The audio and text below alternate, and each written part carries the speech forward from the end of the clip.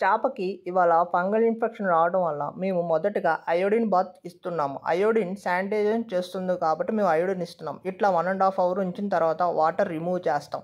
తర్వాత మేము ఫీడ్లో vitamin C and హైడ్రోటెట్రాసైక్లిన్ 5 grams కలుపుతున్నాం. ఇది ఫీడ్కి ఇస్తున్నాం.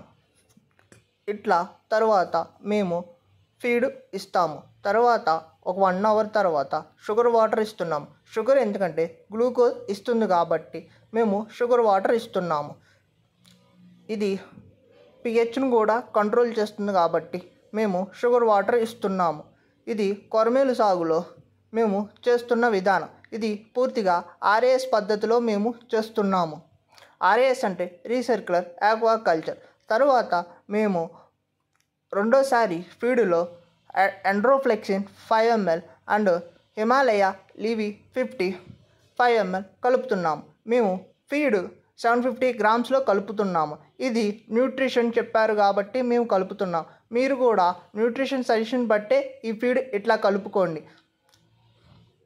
ఇది పూర్తిగా మేము ఆర్ఏఎస్ పద్ధతిలో చేస్తున్నాం. తర్వాత ఫీడ్ ఇస్తున్నాం. Thank you.